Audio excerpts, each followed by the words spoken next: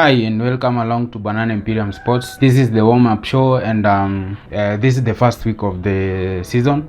It's going to be an exciting season and I think the drama needs prediction. So today I'm going to predict the 2023-2024 Premier League table. Last season I predicted Man City. Obvious, everybody predicted Man City. The surprise was Liverpool finishing out of top 4 and Newcastle coming in and Arsenal finishing the second, the runners up. But I predicted, of course, number 3, which most of the people never even predicted us to make it even to top 4. So this season, without wasting time, this is my prediction. I'll give at least one explanation for each team why I've put them in this position. So we'll start with relegation. Number 20, Luton Town. There's not much. I know little about Luton Town.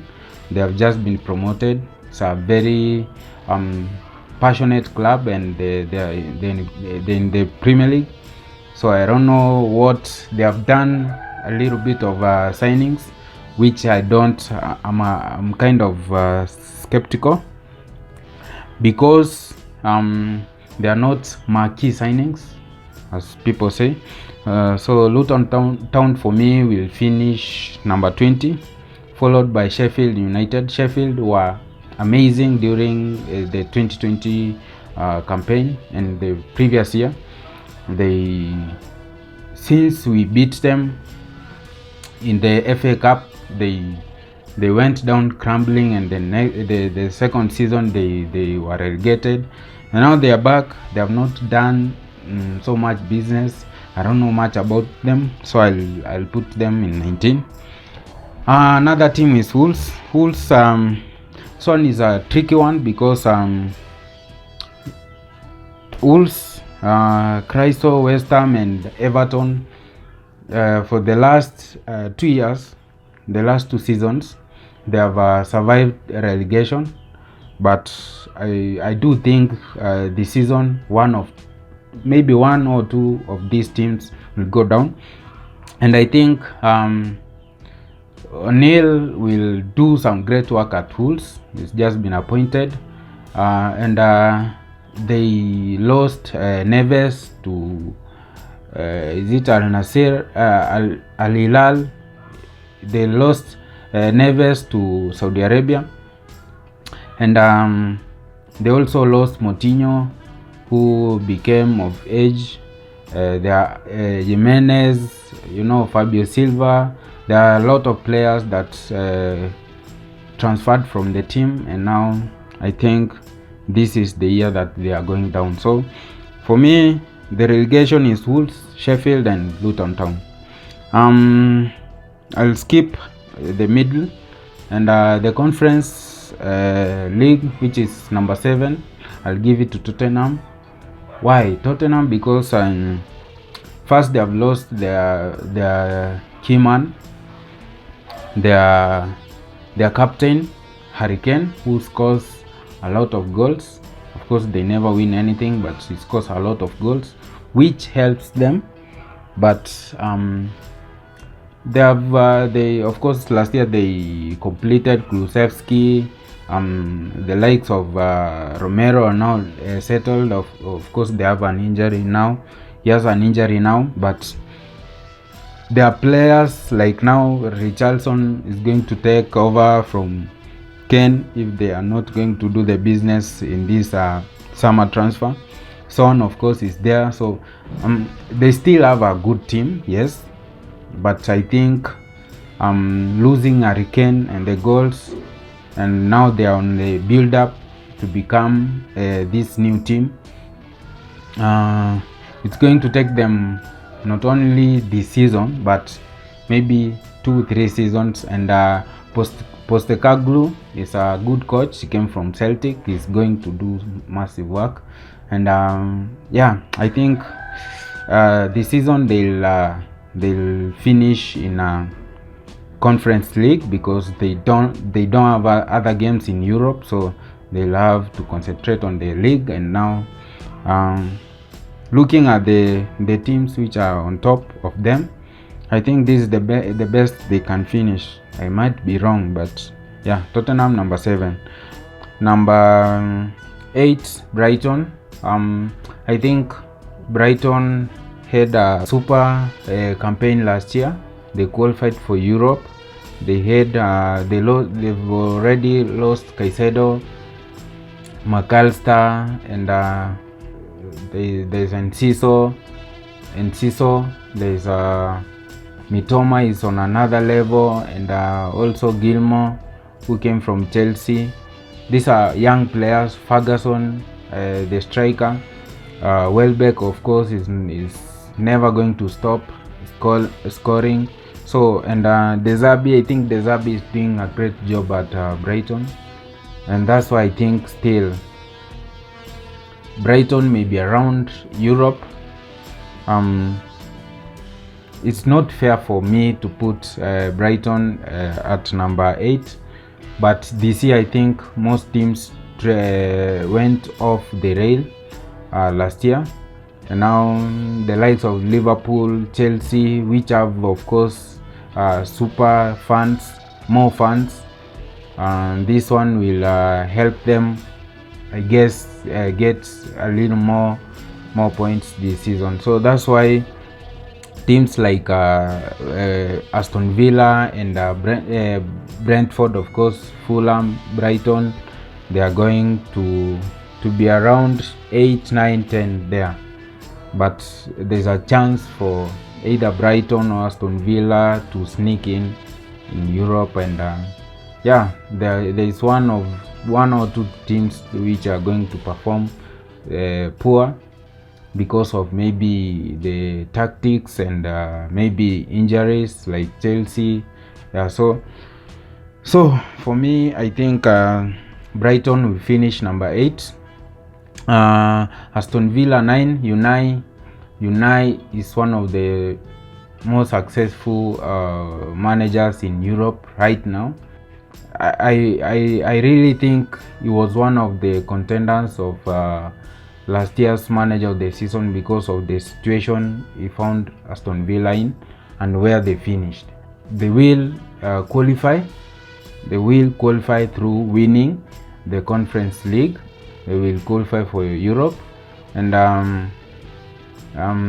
they might not qualify directly through the Premier League, but I think they'll qualify through the Conference League by being champions, just as West Ham they qualified for Europe without even securing a spot through the conventional way. So yeah, Aston Villa number 9. They signed Pau Torres, Tielemans, Diaby. So these are great players, and I think it's going to be a tough and a strong season for them. So yeah, I might be wrong, but number 9 is where I think they'll finish. Brentford, same thing. Brentford are a strong team. Wisa, the likes of Wisa, they have been performing well. Ivan Toney, even though he's been banned till January, I think they still have players who can give them goals, and we have their as Arsenal, we took their keeper, and that might shake them a little bit, but I still think they have a very strong team. And yeah, number 10 is mid-table, is where they'll finish. Fulham is a tricky one because there are still issues with the manager. The Saudi Arabians want their manager. Still, there's an issue with Mitrovic, and yeah, so I think they'll finish number 11, thereabouts 11, 12, 13. But for this, for the sake of aligning these teams, I'll just put them in 11 because I think Willian has been okay, but missing Mitrovic who scores goals, and the coach, maybe if the coach goes, Marco Silva is a very strong coach with great tactics, and I think he did a very great work last year. So yeah, Fulham number 11. Another team that has it's kind of mixed. I have mixed feelings about is West Ham, because they have lost Skamaka, they have lost Declan Rice to Arsenal, and they have not bought new players who are going to give them a boost. So I think last year they struggled, they were in and around the relegation zone, but this year I think the likes of Bowen, Antonio, Paqueta, Benrahma, they'll have to push and help West Ham at least find its form. So West Ham number 12. Burnley, they are playing a very good brand of football with Vincent Kompany. So I think Burnley, they have a very young squad still, and I still think the championship winners are going are not going down again. So for this season, I think this is the only team that will not go down, because I think they have a very strong coach who has an idea of what he wants to do with the team. He has built the team. This is his team, and I think he'll give some problems to other managers in the league. So Burnley 13. Crystal Palace, Roy just signed a 2-year extension to manage Crystal after they fired Patrick Vieira. Zaha went to Galatasaray. Olise declined to go to Chelsea. So they lost Zaha, but the likes of Olise are very good players, young players. Eze, Edward, these are young players who I think are going to perform, but I doubt they need to have another project with a younger. I wish they gave Vieira some more time to prove himself, but the Premier League is a Premier League, and there's no time for you to make mistakes. So yeah, so Roy has to do a lot of work. I know he's an experienced manager. He'll be able to get the troops together, and I know he'll perform well. So 14 is okay for them. Everton, they have not done the business. Sean Dyche, the manager, is going to struggle, I know, because they have not done the right signings. They are good, they are average players who I think will give Everton average performance throughout the season. So that's why, and I think they might go down, but the fans are quite energetic, so this will help them get some points here and there, because I remember last year they got 1 goal from Arsenal, who are the leaders of the Premier League at that particular time. So it's not going to be easy, and I think Everton will finish number 15. The 15-16 is Nottingham Forest. Still not much, just like Bournemouth. These two teams, most people voted them to be out last year, but they managed miraculously. They managed to hold on to the Premier League, and I think this time round, because I think Wolves, Sheffield, and Luton Town are somehow weaker. they'll still get a few points here and there, which will enable them to still finish above the relegation zone. So that's number 7 to 17. So Europa League, we have, wait for it, Manchester United number 5, Chelsea number 6. The reason this one is so quite hard for the case of Manchester United. For Chelsea, it's straightforward number 6, because I think they have a young squad. They are prone with injuries. Nguku, Reece James injuries. Fofana is prone to injuries. Chalobah, who also got an injury. So they have a lot of injuries. Also the situation with the keeper, of course they have a good coach. Pochettino is a good coach, but the situation with the keeper and the midfield is quite strong. So that's why I think they'll be strong. They will not concede a lot of goals. There's Disasi, there's Thiago Silva. If Fofana is okay, Chalobah, they have a decent defense. But the goals now, they cannot rely on that kid Jackson, and also Sterling is a little bit gone. His output in terms of goals is gone down, and Madueke, these are youngsters. Mudryk, these are youngsters who I think they love to give them time, maybe 2-3 years. So yeah, so I think for Chelsea to finish number 6, it will be a great achievement for them. Manchester United is a tricky one because they have a very capable squad. Casemiro, if they get another midfielder like Amrabat or another strong box to box or holding midfielder, they'll do the job. They'll qualify for Champions League. But if they don't, they will suffer, because I think the defense is exposed. Maguire is not going anywhere because he's refused to go to West Ham. Now, because I've told you my Europa League qualifiers, which are Chelsea and Manchester United, I know you have the idea of the number 1, 2, 3 and 4.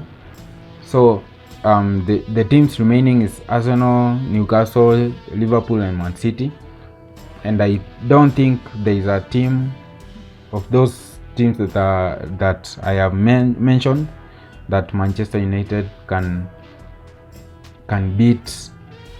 Of course, it's a tricky one, but I do think Liverpool has found a little bit of stability, same as Newcastle. The midfield is okay now. So I'll give Manchester United number 5, just because I'm not sure how their season is going, and because their business is not done. For Liverpool, they have signed a Japanese. Is he a Japanese or a South Korean? McAllister also, so Bosley. So these are their problem is midfield. They have kind of sorted it out, and I think they'll finish number 4. Newcastle number 3. I think they have a stronger midfield. The striking force, Anton Gordon, who came from Everton, Isaac, we have Almiron, we have Maximin, went to Saudi Arabia, but it's still a strong team, and they are mature. At the back, Danban, we have Botman. So those are very strong characters in the dressing room and also on the pitch. So for me, Champions League, we have Liverpool, Newcastle, Arsenal and Man City. And now you've already known number 4 is Liverpool, number 3 is Newcastle, number 1 and 2. Can you guess? Yeah, so number 2 is Manchester City, of course. Manchester City had one of the best seasons in years. They achieved something that only Manchester United had achieved in England. They got the treble, winning Champions League, FA, and the Premier League. They won the Premier League by 5 points. They took it from Arsenal, and I think this year, though they are still strong, I think Man City have not replaced their midfield. They lost Gundogan. They also lost Mahrez, and they have not replaced. The only player they have replaced perfectly is Laporte, and so they have hold on to. I think they'll hold on to Kyle Walker, who is a very crucial player for them. Cancelo is going, and of course he was not there for the treble campaign. But one thing I know, Man City, they are still strong, but they have not replaced those key players, Mahrez and Gundogan. So that's the reason why I think Arsenal will win. It's them. I think it's for Arsenal to lose this one, because their midfield, having Declan Rice from West Ham to replace Xhaka is an upgrade. Xhaka was in his prime, but I think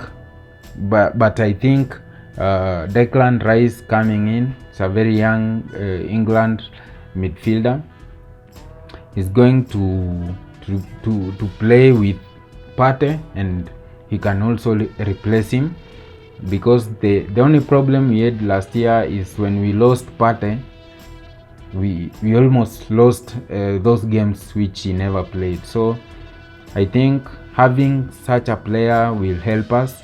Jorginho is still there. El Nini can play the Carabaos and all that.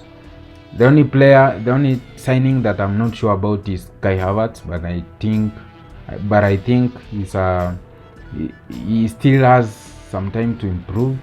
And Arsenal has done great business. The keeper, Julian Timber, although he's got an injury, but I think he's a very strong defender. And Arsenal has a great defense line. Midfield is okay. The forward, Saka, Martinelli, Trossard, and now the addition of Havertz will get a lot of goals. So that's my prediction. So I'll go through my 2023-2024 Premier League prediction table. So Arsenal, the winners. Man City number 2, Newcastle number 3, Liverpool, Manchester United number 5, Chelsea number 6, Tottenham Conference League number 7, Brighton, Aston Villa, and Brentford will finish number 10, Fulham 11, West Ham 12, Burnley 13, Crystal Palace 14, Everton 15, Nottingham Forest 16, Bournemouth 17, Wolverhampton 18, Sheffield and Luton Town will go back to championship. So that's it. I'd like to know what's your prediction, and this is mine. We might not agree. I know Manchester United fans will be on my neck. I'm ready for that. So comment down here, tell me what's your prediction. Give me your prediction. Let's talk on Twitter, Instagram and Facebook at Banana Imperium Sports. So let's debate on this. I think we have different opinions. I know you dislike but some will. I know you will agree, and let's do it. So this is the warm-up show. I've been your host, Brian Mosetti, and I hope to see you in the next one. Peace. Love you.